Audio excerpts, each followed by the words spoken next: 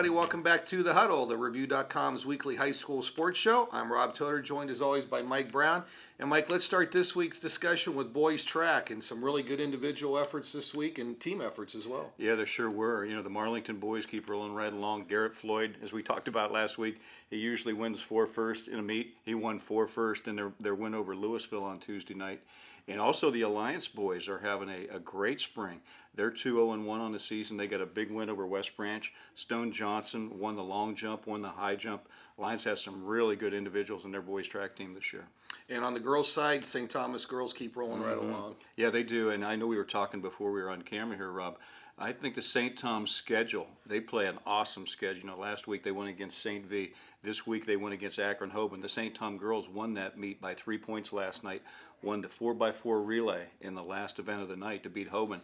And I think those kind of meets and competition are going to help the St. Tom girls as they get into the postseason. We know how good they were last year. They won the D3 state title, and they're probably the favorite to win it again this year. And I think these tough regular season meets are really helping them.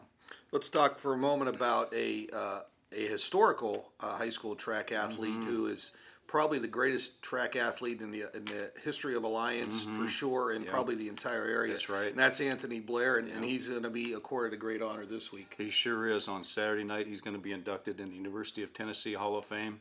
When you think about Tennessee track, it doesn't get any better than that. I mean, they've had All-American after All-American guys who go on from their track program, sprinters who go on to the NFL like Willie Gault, people like that. Anthony Blair is going to take his rightful place Saturday night.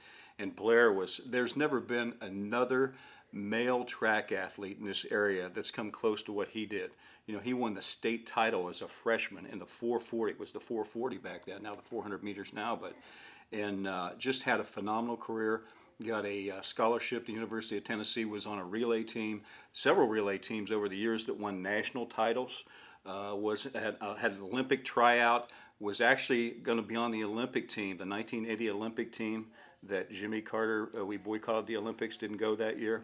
But that's how good this guy was. I mean, and it's so well deserved. So happy for Anthony, and that's going to take place on Saturday night in Knoxville.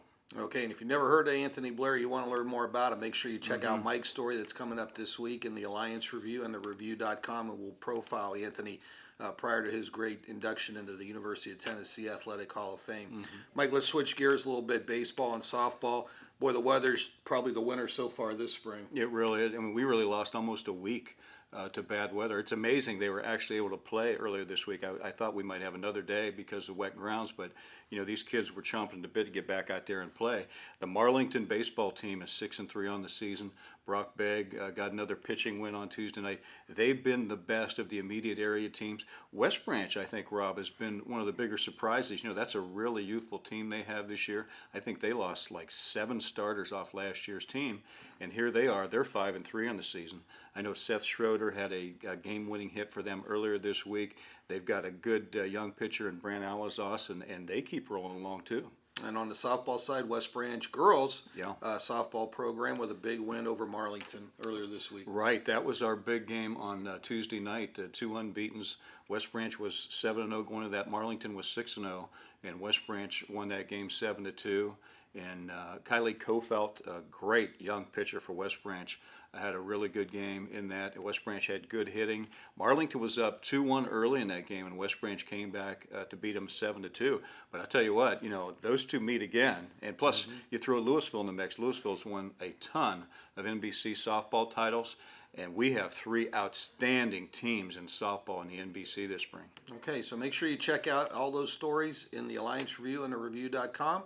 For Mike Brown, this is Rob Toder. We'll talk to you next week.